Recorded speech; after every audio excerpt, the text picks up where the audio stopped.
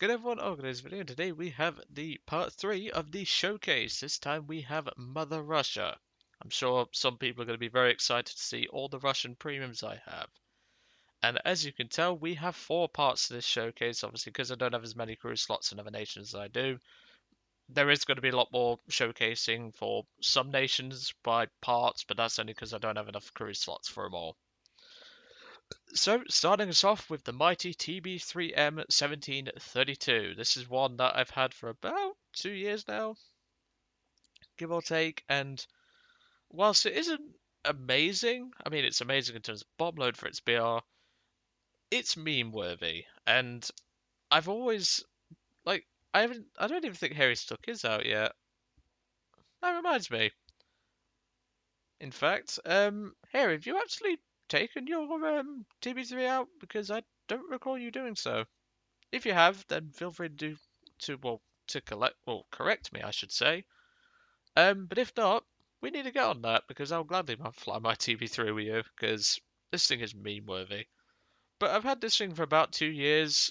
The most memorable event I've ever had in it is where I shot down a jet in custom battles, and that was certainly a lot of fun. And I certainly do treasure this plane because it was one of the few that I'd wanted to add to my collection for quite some time. Next up, we have the Russian Hampton TB Mark I. This is a premium that is certainly not what I would call stellar. Whilst it does have very good bomb load and it does have decent defensive coverage, the problem is its price. It's like, how much is this thing again? It's like 1300 golden eagles for a rank 1 premium. And I really don't see the point, because like, if you're gonna purchase a rank 1 premium, it should cost less than 900 golden eagles at a minimum. Well, at a maximum, I should say. And this thing goes over that, and I can't suggest purchasing this plane because of that. And I've had this thing parked since the review, which gives you a massive idea for it. And I just don't see a point in purchasing it, I'm afraid. So I know it's not really meant to be like a review for these vehicles, but it's a showcase. But at the same time, I just had to get it off my chest. I mean, I really kind of regret getting this thing in the sale a few years ago. One thing I don't regret getting in the sale though was my Russian PBY-5A Catalina. This may come as a shock to some, but if you're really needing a rank 1 Russian premium, look no further, because this thing is a barrel of laughs.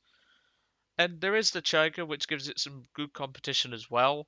But this thing, as you saw in the review, is imbued with the might of Soviet bias. Because Jesus Christ, this thing took an absolute pounding, kept dishing out punishment, and we nearly got a bloody ace at the thing. That gives you an idea of just how good this plane is.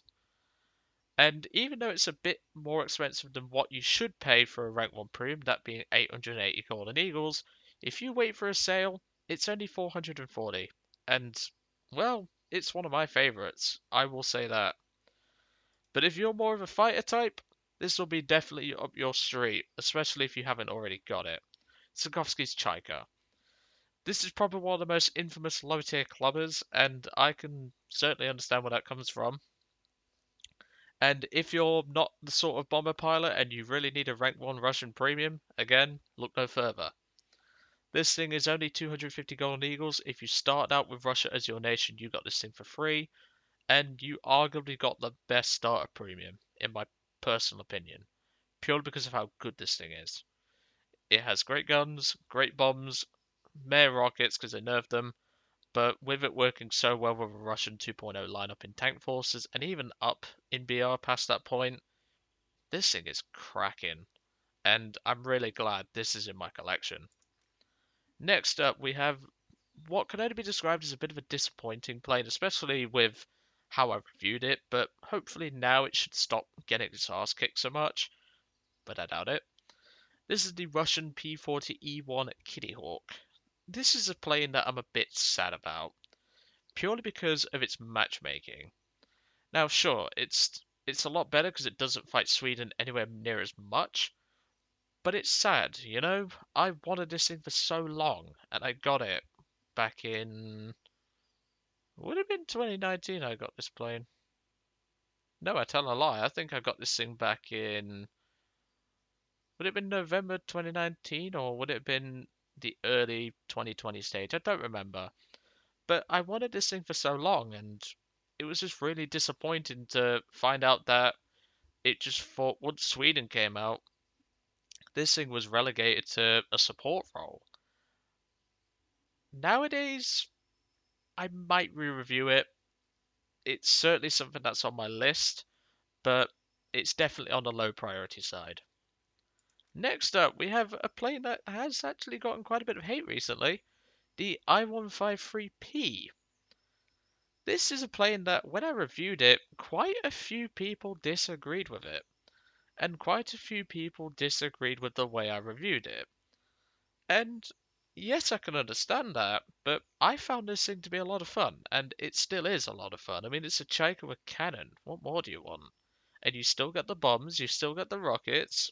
What more can you ask for? And for a Rank 2 Premium, it's relatively cheap as well at just 950 Golden Eagles, if I remember rightly. It's great. And sure, the P40 is 250 Golden Eagles cheaper, but this thing, you don't see these very often, but when you do, chances are an experienced pilot's at the controls and they will whoop your ass. On to part 2 of the showcase. We have the Hurricane Mark 2B. Obviously, you're going to see this as a sub request because Arkansas requested it, aka JDA, in the comments section. He's requested it. The video is already done. I just need to do some Tetris and put it out. Is all. And it's an aircraft that I've always enjoyed, and it's an aircraft that definitely pushed my buttons because I saw one getting used wrongly by a pilot in Harry's XP38 video, but I cover that in the video for this aircraft anyway, so don't worry, it's on the way.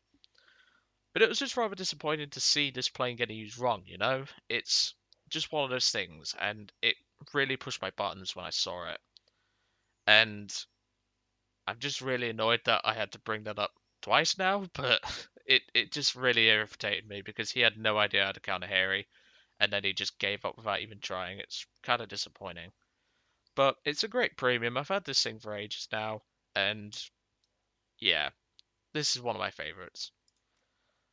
And then we come to this thing, the I-180S, aka the BS-180. A plane that feels like its flight model changes every week, a plane that stirred up a lot of controversy when its crafting event came out, and I had to work my absolute arse off just to get my hands on it. Whilst it is fun, I personally still don't think like 100% it was worth the grind. I mean, when it first came out, the thing was ridiculously broken, but now it just feels like it changes every week, and it doesn't feel like it could do what it previously could the previous week, if that makes sense. And I really don't know if this thing was worth the extensive grinding to get it done. But hey ho, I got it done, and here it is. Next up is the Cobra you should buy if you're on a budget and you haven't got Porkies yet, the P39K1. This is a plane I've featured quite a few times. It's certainly something that I enjoy, and I just like it. It's a great plane. Obviously, I don't fly it anywhere near as much because I have this, but it's still something I take out once in a while just to chillax, and if I need the extra firepower of 7.62s, it's just nice to have, you know? And I can certainly recommend this one for if you're on a budget.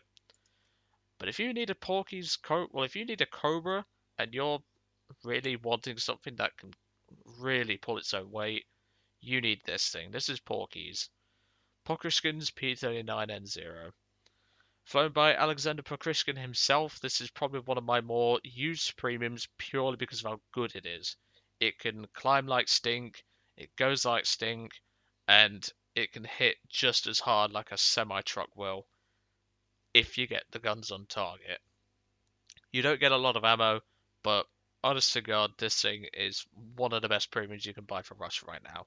And, well, you can't buy it right now. It's a once per year vehicle only, and if you was planning to buy this thing, you missed it by like a month. So terribly sorry for that. But if you have got this thing, you definitely got yourself a cracking bird. Then we come to this thing, the ITP M1. I'm still learning this plane, but it's easily one of the more capable premiums around this BR. Obviously, this is the battle pass vehicle for the Centurion. Is it the Atomic Assault battle pass? Can't remember the name of it, but this is definitely the one that caught my eye because obviously it's free and it's a Russian plane with a derp cannon. And this thing is brutally good. I've taken this thing into ground forces, I've done it in air battles, and as you can tell, I've played it enough to get the green or the grey skin unlocked on it, and it is so good. But if it has overheating problems, but if you counter those, this thing pretty much has no drawbacks other than its lackluster turn, and the guns hit so damn hard. So what can I say? And it's versatile as well because the bombs actually drop separately on this aircraft, which make it even better in ground forces, especially when you load it up with the 37mm pure AP belt. Next up, we have one of my favorite premiums of all time, the Russian P63A5. You would have seen the review for this thing. The review for that, or the footage for that review is actually quite old, so I hope you appreciate it anyway. And it was actually recorded, God, back in December of last year. That's when I recorded the footage for this thing, and the review only came out a few weeks ago. It's been sat on my hard drive for a while. Give me a break, but I hope you enjoyed it regardless. And that really showcases that I think this is the dog's bollocks when it comes to the rank 3 premiums, purely because of how good it is. And if you haven't got this thing, you're missing out. Let's put it that way. Moving on to part 3, we have the Merry Tismus. And don't worry, Mr.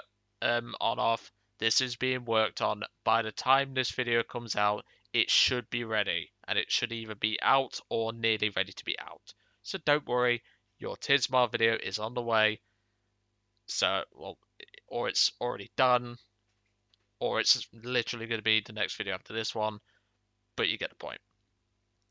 It is a plane that is really good in its role of being a support aircraft, but that's all it does. And as you're going to see in my video of this thing, I'm going to give it a title that it really does deserve, but it's only really down to if you have it or not. If you don't have it, then I'd probably say the next best thing would be an IL-2 or a AD4.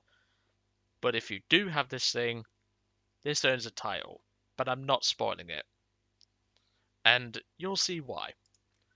Next up, we have the Russian P-47 D-27 Stalin Bolt.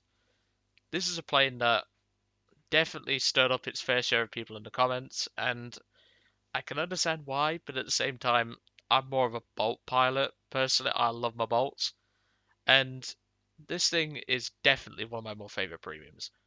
Not just because it's a bolt, totally don't have a bias for bolts, but it's one of those that I've always enjoyed. And given the fact that it's a bolt, it's in Russia, and there's more bolts for me to get because I want to get the British bolt, the French bolt.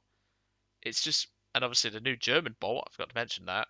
I do want to get those, but yeah, it's just certainly something that I really do appreciate, and I really do appreciate this premium coming into my collection. Before I continue, I figured I'd briefly mention what is going to be added to the collection in the future. Really, the only thing for aircraft is this, the I-1628. That's going to be added to the collection very soon. In terms of tanks, T-35 and the T-34 57 1943. Those are the only vehicles I plan to add to the collection. Next up, and the final aircraft, we have the Russian B-25J-30. Certainly a plane that is only really good for certain things, but it does those jobs very well. It has good guns, it has good overall bomb loads, and whilst it is very fragile because of the damage models and the buff to cannons, it's still a good premium. Whilst I wouldn't advise it over the P-47 or the P-63, this is certainly up there in terms of usable premiums. Next, we move on to the tanks. We have the T-26 First Guards Tank Brigade. I remember when I first did the first drive of this thing a couple of years ago, and I didn't have a clue what that meant. And I got corrected quite a few times in the comments what it actually meant, let's put it that way. But this is certainly a tank that is just more of a low tier collectible. It's nothing really amazing, but it's a T26, it's a premium, it's in my collection because why the hell not? Then we come to this thing, and I know what some people are thinking. Isn't that just a regular T26? No, this thing is a mini KV-1 is what it is. This T26E is, well, the E stands for some sort of Russian version of applicable armor, and this thing does that very well. Now it does have parts where it's obviously not up armored, like the upper frontal plate, the driver's hatch, the lower side armor, and the upper engine deck armor. And there is a couple of gaps in between the lower glacis and the side connecting the transmission. But this thing is a mini KV-1. At distance, this armor is very good. At 45mm across most of the tank, and with the gun mantlet having trolley angles as well, this thing, if you can get it, it is an absolute little beast, and I absolutely love this thing. Now, sure, you're not going to see a review on this tank for quite some time, but once I'm able to, this thing's definitely getting a good review. Let's put it that way. Next up, we're on to the T3, one of my more favourite tanks. And there appears to be a bug with its decals because that was not there before. I think they've modified the decals on this thing, but this T3 is certainly up there with one of my more favorite premiums, and it's definitely a tank that gets slept on, and I really wish it wouldn't because it is a good tank, and I really wish more people would actually consider purchasing it. Moving on to the final part of the Russian showcase, we have the Su-57 half track with my famous little decal on the side here. I'll let you figure that out. For those that are in the younger audience, if you're not sure, ask one of the older guys in the comments. They'll explain it for you. But this is a half track that I've had for quite some time. It holds dear to my heart because of how good it is. But sadly, all the revenge casts, all the autocannon spam, is really making this thing die out, and I'm really sad about that. But even so, we can at least remember this vehicle as something that is forgotten. It's just a shame that the autocannon spam is getting so unreal right now.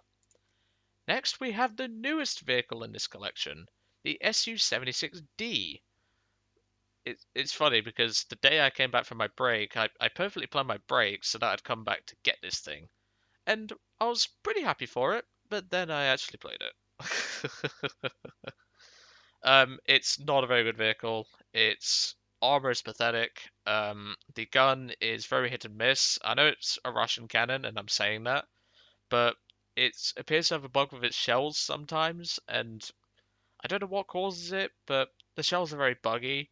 But when the shells actually work, this thing hits like a freight train.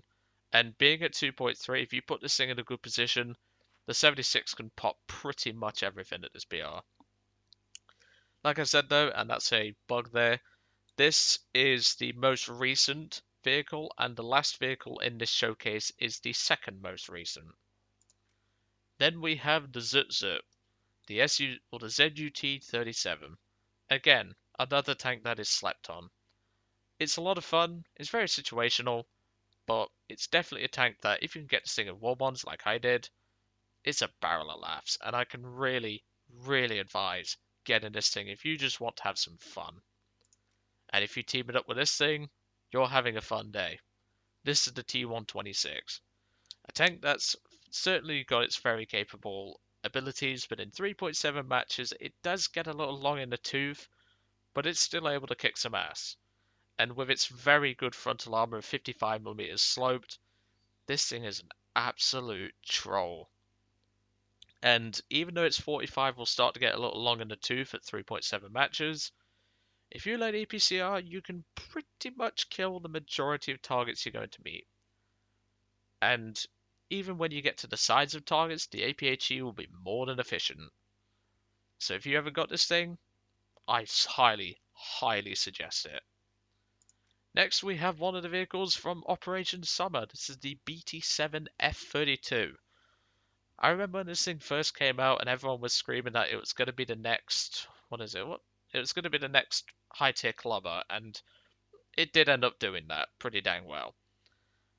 And it's certainly a tank that, whilst I don't play it very much anymore, if I do play it, chances are I'm going to get a good match, and there's a good reason for that. It's the perfect combination between mobility, firepower, and no armor is best armor, although it does have some armor which can set off APHE fuses, but most of the time you're going so fast anyway, the majority of targets will either miss or they'll hit your engine, not cause a hull break because this thing doesn't get hull broken. Obviously, hull break is no longer a thing, but back when hull break was a thing, this thing couldn't get hull broken, and you could dish back with this not with this very powerful gun for its BR. And well, it's a tank that I've always enjoyed. And finally, we come to the last vehicle, which is again the second most recent vehicle in my collection, the SMK. I haven't actually driven this thing yet, so I can't tell you if it's anything good or anything like that. I will be driving it very soon though, but it's another land ship. I'm probably going to love it on memes alone. 76mm gun in the top turret, 45 in the lower turret, and if and whilst it does have a pretty sizable weak spot, that being the turret neck of the 76, I think I'm going to enjoy this thing regardless. But I hope you enjoyed today's little showcase of the Russian premiums. Obviously, next one will be Great Britain. Then after that will be Japan.